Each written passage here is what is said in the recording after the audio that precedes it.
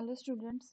तो आज के लेक्चर में हम पढ़ेंगे पाइथन प्रोग्रामिंग में जो जो स्टेटमेंट्स यूज होती हैं, कौन सी स्टेटमेंट्स हैं, फिर हम उसको प्रैक्टिकली भी देखेंगे कैसे हम उन स्टेटमेंट्स को इम्प्लीमेंट करेंगे। तो स्टेटमेंट होता क्या है? Statement is an instruction that a Python interpreter can execute.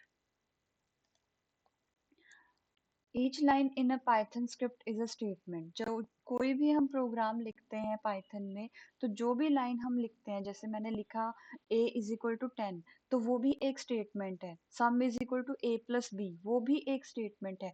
तो कोई भी इंस्ट्रक्शन जो हम पाइथन में देते हैं, पाइथन इंटरप्रेटर को देते हैं ताकि वो एग्जीक्यूट कर सके, तो उन इंस्ट्रक्शन को हम स्टेटमेंट कहते हैं। अब कौन सी स्टेटमेंट्स अवेलेबल है हमारे पाइथन में? तो बेसिकली ये 11 स्टेटमेंट्स हैं, ब्रॉडली हमने कैटेगराइज की गई हैं। तो ये स्टेटमेंट्स अवेलेबल हैं पाइथन में। एक एक करके हम इन स्टेटमेंट्स को देखेंगे, फिर इन स्टेटमेंट्स को हम प्रैक्टिकली भी इम्प्लीमेंट करके देखेंगे। Multiline statement, compound, simple, expression, एक एक करके देखते हैं। सबसे पहले हमारी simple statement is comprise with a single logical line. अगर मैंने सिंपली लिखा है कि a इज इक्वल टू, अगर मैं यहाँ पे सिंपली एक लाइन लिख दूं यहाँ पर कि a इज इक्वल टू 10, तो ये मेरी एक सिंगल लॉजिक, एक ही लॉजिक है, मतलब असाइनमेंट मैंने यहाँ पे प्रोवाइड किया है। तो ये जो है एक सिंपल स्टेटमेंट है। अगर मैं लिख दूं sum is equal to a plus b, तो ये भी जो है ये सिंपल स्टेटमेंट है। मैं लिख दूं b इज इक्वल टू 20, ये सिंपल स्टेटमेंट है। सिंपल अगर मैं प्रिंट कर रही हूँ, print a, this is a single logical line. तो सिंगल लॉजिकल लाइन को हम कहते हैं simple statement. Multi line statement, जब एक लाइन में हमारी स्टेटमेंट कंप्लीट नहीं होती है, तो उसको हम कहते हैं मल्टी लाइन स्टेटमेंट। तो उसमें हमें क्या करना होता है कि लाइन को कंटिन्यू करने के लिए हमें एक कंटिन्यूएशन करेक्टर का यूज करना पड़ता है। तो ये जो है ये एक कंटिन्यूएशन करेक्टर है, कंटिन्यूएशन करेक्टर यहाँ पे लिखा हुआ है। This is a continuation character. मतलब कि जो मैथ रिजल्ट नाम का वेरिएबल है, इसमें ये जो तीनों लाइन में मैंने यहाँ पे नंबर्स लिखे हैं 1 to 10 नंबर्स का एडिशन किया हुआ है, सम किया हुआ है। और कंटिन्यू करने के लिए हमने यहाँ पे भी कंटिन्यूएशन करेक्टर यूज किया और यहाँ पे भी, और बाद में हमने इसको प्रिंट किया। इसको हम इम्प्लीमेंट भी करके देखेंगे। तो मल्टीपल लाइंस में हमारा जो लॉजिक है वो दिखाई दे रहा है यहाँ पे। देन ए कंपाउंड स्टेटमेंट, जो कोई भी स्टेटमेंट दो या दो से ज्यादा सिंपल स्टेटमेंट्स को मिला के बनाया गया होता है, उसको हम कहते हैं कंपाउंड स्टेटमेंट। जो हमारे सिंपल स्टेटमेंट है उनको हम एटॉमिक स्टेटमेंट भी कह सकते हैं, और इन एटॉमिक स्टेटमेंट्स को मिला करके हम कंपाउंड स्टेटमेंट बना देते हैं, और इसमें हम लॉजिकल कनेक्टर्स का यूज करते हैं। जो हमने एंड और नॉट ये पढ़े हुए हैं, ये है हमारे लॉजिकल कनेक्टर, इनको हम यूज करते हैं। For example, a is greater than 5 and a is less than 20, तो प्रिंट हो जाए a, प्रिंट a हो जाए। तो यहाँ पे हमने क्या किया, कंपाउंड की हुई है, दो स्टेटमेंट्स को हमने जोड़ रखा है। हमारे जितनी भी कंडीशनल स्टेटमेंट्स होती हैं, कंडीशनल कंडीशनल स्टेटमेंट्स मतलब जिन स्टेटमेंट में हम कोई कंडीशन बताते हैं, जैसे कि हमारी इफ स्टेटमेंट हो गई, वाइल हो गई, लूप वाली स्टेटमेंट्स भी है, कंडीशनल स्टेटमेंट हो गई, कोई लूप वाली स्टेटमेंट्स हो गई, वो सारी हमारे इन कंपाउंड स्टेटमेंट्स के अंदर ही आती हैं। मतलब ये एक compound statement are used to express complex and detailed ideas which are hard to express। ठीक है, कॉम्प्लेक्स आइडियाज मतलब कि स्टेटमेंट्स हैं थोड़ी कॉम्प्लेक्स हैं, एक से ज्यादा स्टेटमेंट्स को जोड़ दिया तो ऑब्वियसली कॉम्प्लेक्सिटी भी इसकी बढ़ेगी।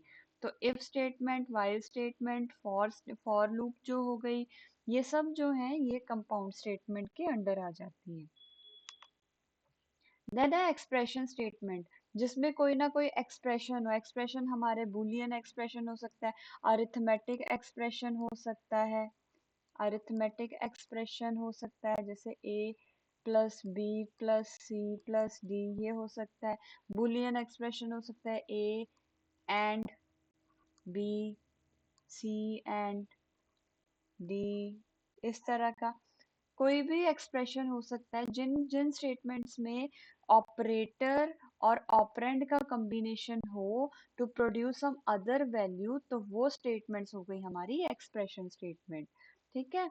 और इसमें इनको हम किस तरह से सॉल्व करते हैं, it is based on the precedence of operators, कि मतलब किसकी प्रेसिडेंस ज्यादा है। अगर a plus B multiply C divided by D किया है, तो पहले प्लस होगा, मल्टीप्लाई होगा या डिवीजन होगा, ये डिपेंड करता है कि किसकी प्रेसिडेंस ज्यादा है। जिसकी प्रेसिडेंस ज्यादा होगी पहले वही सॉल्व होगा। यह जब हम ऑपरेटर्स एंड ऑपरेंड्स करेंगे तब हम पढ़ेंगे इसके बारे में। देन अ पास स्टेटमेंट।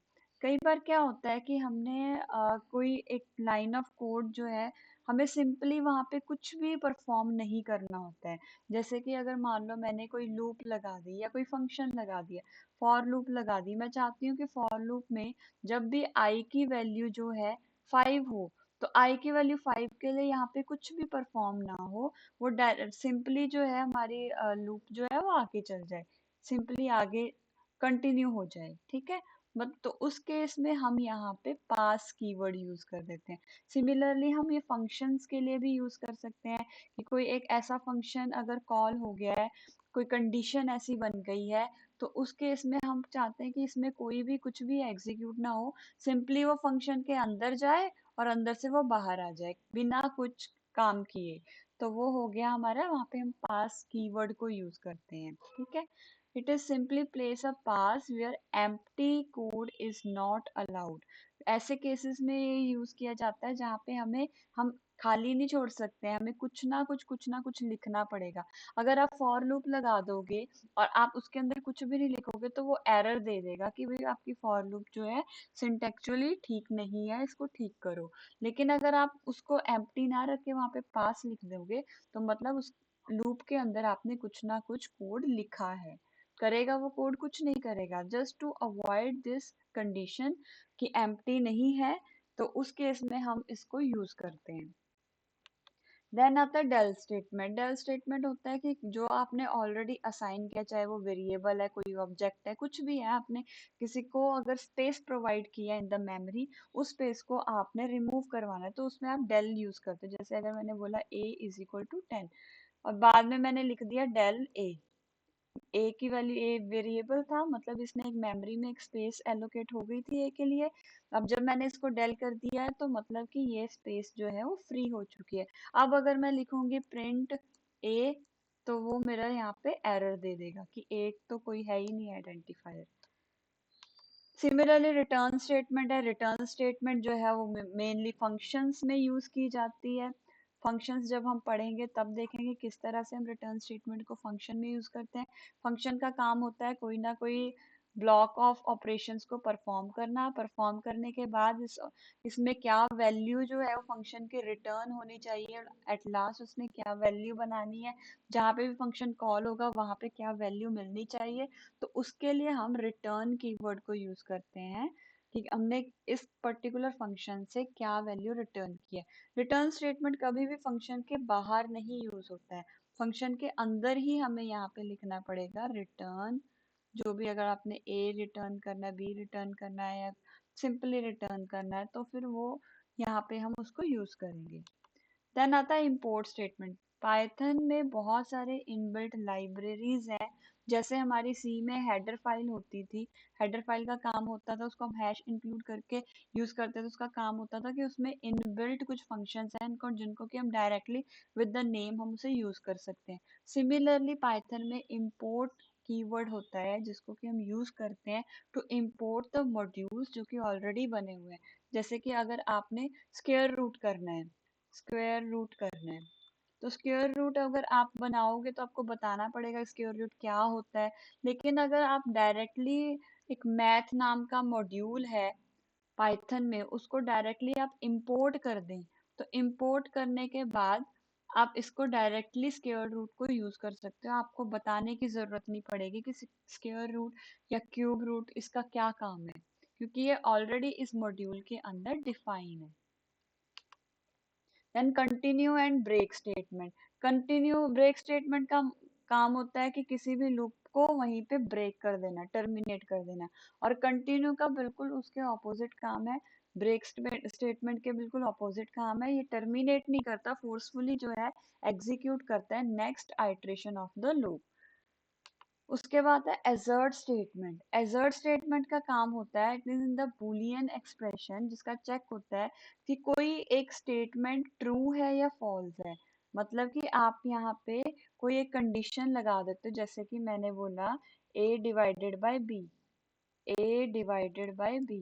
तो मैंने कंडीशन लगा दी कि b की वैल्यू जो है मेरी वो 1 नहीं होनी चाहिए।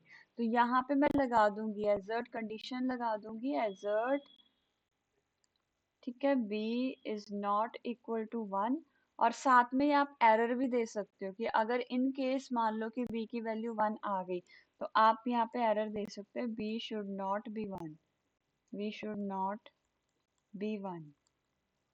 इस तरह से आप एरर दे सकते हो। तो एजर्ट का मतलब ये होता है कि ये हर एक लाइन को, हर एक स्टेटमेंट को ये चेक करेगा, अगर कंटिन्यू करेगा, जब अगर स्टेटमेंट ठीक रही, अगर यहाँ पे कोई ऐसी कंडीशन वायलेट हो रही है तो वो उसके लूप के बाहर आ जाएगा और एरर मैसेज दे देगा।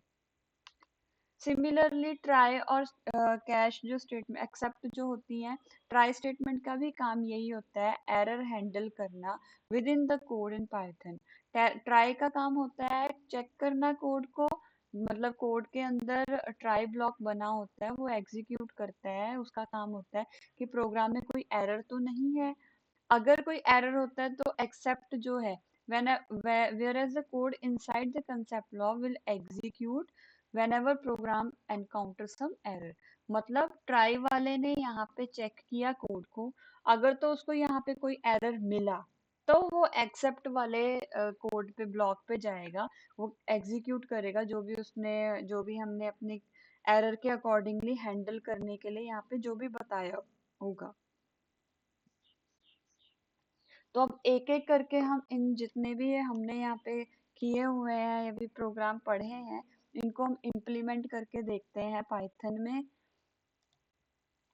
तो यहाँ पे मैंने प्रोग्राम्स बनाए हुए हैं। देखो सबसे पहले है ये सिंपल स्टेटमेंट। सिंपल स्टेटमेंट में मैंने सिंपली असाइनमेंट ऑपरेटर और एडिशन ऑपरेटर यूज किया है। जब हमने इसको रन किया तो आगे हमारे पास वैल्यू 30। मल्टी लाइन स्टेटमेंट है, एक से ज्यादा लाइंस में है, अगर मैं इसको यहाँ पे यूज ना करूँ तो ये एरर देगा। तब यहाँ पे एरर है कि इनवैलिड सिंटेक्स, क्योंकि ये लाइन में, ये तब हम यूज करते हैं जब हमारी लाइन जो है वो बहुत बड़ी हो जाती है और उसको हम फिर ब्रेक कर देते हैं। तो हम कंटिन्यूएशन अगर मैं यहाँ पे यूज करूंगी तब ये एरर जो है वो रिमूव हो जाएगा। सिमिलरली ये कंपाउंड स्टेटमेंट है, यहाँ पे मैंने एक से ज्यादा लॉजिकल ऑपरेशन जो है परफॉर्म किए हुए हैं। यहाँ पे x की लेस देन वैल्यू y हो, y की लेस देन वैल्यू z हो, तो सिर्फ उसी केस में ये प्रिंट करेगा x y और z। तो एक लाइन में एक से ज्यादा लॉजिक यूज हुए हैं जबकि यहाँ पे एक ही लॉजिक यूज हो रखे हैं।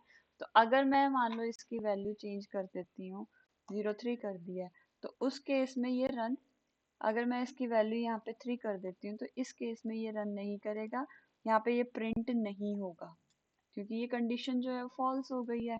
यहाँ पे 23 कर दिया तो कंडीशन ट्रू हो गई है और ये सारी की सारी वैल्यूज प्रिंट हो चुकी हैं। एक्सप्रेशन स्टेटमेंट कि जिसमें कोई ना कोई एक्सप्रेशन हो, यहाँ पे देखो ये अरिथमेटिक एक्सप्रेशन है, यहाँ पे ये हमने कंडीशनल कंडीशंस चेक की हुई हैं, इन दोनों को अगर रन करें तो यहाँ पे अरिथमेटिक एक्सप्रेशन ने एडिशन कर दिया है, कंडीशन ने यहाँ पे चेक कर दिया है कि यहाँ condition a plus B greater than equal to है c माइनस डी के नहीं, तो ये वैल्यू आ गई ट्रू। सिमिलरली लॉजिकल एक्सप्रेशन भी ऐसे ही है, यहाँ पे हम लॉजिक प्रोवाइड कर रहे हैं p एंड q, p और वैल्यू की वैल्यू, p और q की वैल्यू को एंड किया। p की वैल्यू है 10 इज इक्वल टू 9, मतलब फॉल्स है, p की वैल्यू फॉल्स है, q की वैल्यू ट्रू है। फॉल्स और ट्रू को अगर हम एंड करते हैं, लॉजिकल एंड करते हैं, तो आंसर हमारा फॉल्स आता है। सिमिलरली पास स्टेटमेंट है। पास स्टेटमेंट का काम होता है कि सिर्फ एक एम्प्टी ब्लॉक होता है, उसमें हमने कुछ परफॉर्म नहीं करना होता है। तो a लेस देन b है तो जस्ट पास करना है, अदरवाइज प्रिंट करना है b is less than a। तो यहाँ पे इसने अगर मैं इसको रन कर रही हूँ तो यहाँ पे इसने कुछ प्रिंट नहीं किया क्योंकि जो a is less than b है ये पास वाली कंडीशन चल गई। अगर मैं इसको यहाँ पे 30 कर दूं तो उस केस में अगर मैं लिखूं तो ये एल्स वाली कंडीशन यहाँ पे रन हो गई है। सिमिलरली यहाँ पे डेल स्टेटमेंट है। डेल स्टेटमेंट में अगर मैं इन दोनों ही को ही अभी हटा दूं, आपको पहले भी बताऊं बिना डेल स्टेटमेंट के क्या हो रहा है। ए की वैल्यू मैंने 10 रखी है और प्रिंट कर दिया मैंने ए को, तो इसने यहाँ पे ए की वैल्यू को प्रिंट करवा दिया।